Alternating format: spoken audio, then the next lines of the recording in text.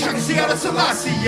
Maybe my sovereignty will still be mine. If all the gangs in the world unify, we stand a chance against the military tonight. Before Ab-Soul hooked up with Top Dawg Entertainment and his boys Kendrick Lamar, Jay-Rock, and Schoolboy Q, before he dropped his studio albums Long Term Mentality, Control System, and These Days, before Ab-Soul became the mascot for his rap collective Black Hippy, before he would follow in his idol Jay-Z's footsteps and quit penning his lyrics to paper but instead rely on his memory, before he was collaborating with the likes of Rick Ross, Lupe Fiasco, Action Bronson, Mac Miller, and J. Cole amongst many others, Ab-Soul, his entire life has been shaped by music. In fact, it was music that kept food on his table while he was growing up, with his family owning numerous record shops and record labels throughout America. Now, as a young boy, he dreamt of becoming a basketball player, but at the age of 10, he contracted a virus known as Stevens-Johnson syndrome, which landed him in the hospital. And this would have huge effects on his life.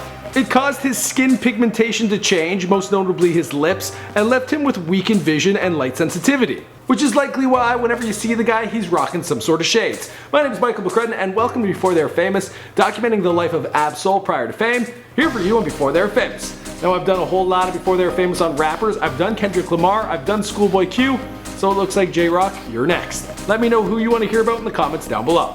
People treat you real nice when you got $50 draws on. I heard that.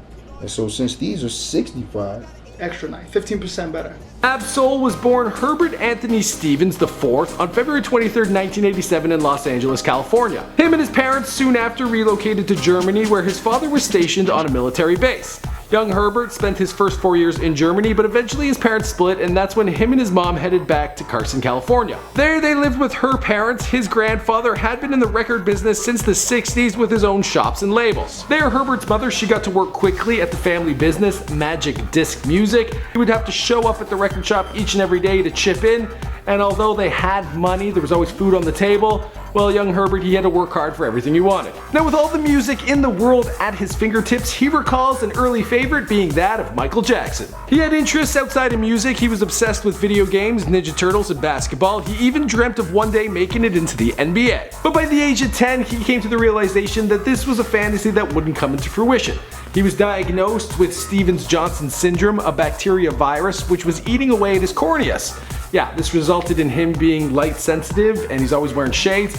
Also, the pigmentation of his face, it was permanently altered. my cornea is more scarred now than when I talked to you last time. Coming up in school, he would get teased about his looks. They would constantly make fun of his lips. Others would also say that he looked high because of his light eyes. And at the time, well, he didn't even smoke weed. Now, working at the record shop, music was always around him. The store, they would constantly play gospel. They would play jazz, hip hop, R&B, but they wouldn't play a whole lot of rap. Why? Well, the profanity.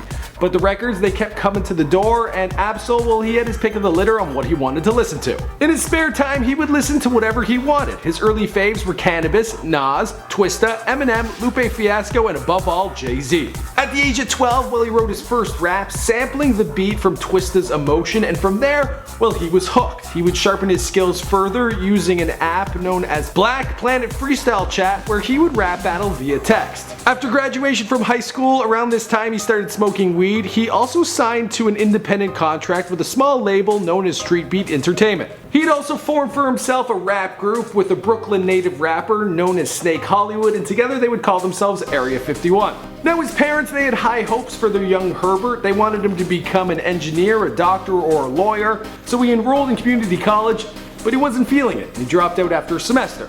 He then tried to give it another go, but dropped out soon after, and then realized rap was the only way for him to go. Through his cousin, he was introduced to Soundwave, a producer working with Top Dawg Entertainment. After his first day stopping by the studio at the age of 19, he found himself a new home. He first met Punch, the president and CEO of Top Dawg Entertainment. On his second visit, he met Kendrick Lamar and Jay-Rock. They were recording a record, and Ab-Soul, well, he just jumped on it. Schoolboy Q, he paid a visit shortly after, and he too put a verse on a record, and they've all been working together ever since. In 2009, he then dropped his mixtape Long Term, and that very same year, well, the four rappers from Top Dawg Entertainment, they coined themselves Black Hippy.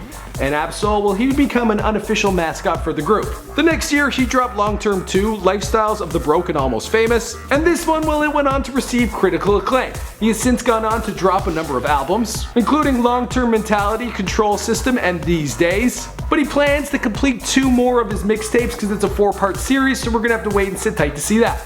And the rest of the story, well, you know the story because this is Before They Were Famous. My name is Michael McCrudden. Now, you guys have been asking for Ab-Soul for a whole long time, so I hope you enjoyed it. Be sure to let me know in the comments down below who you want to hear about next. I'll be sure to browse the channel. I've done a whole bunch of rappers. I've done Kendrick Lamar. I've done Schoolboy Q. I've done YG. I've done Tyga. I don't know. I've probably done anyone you're thinking about. 50 Cent, The Game, Snoop Dogg. Be sure to browse around. Also hit subscribe, share this channel with your friends, and I'll see you guys in another video.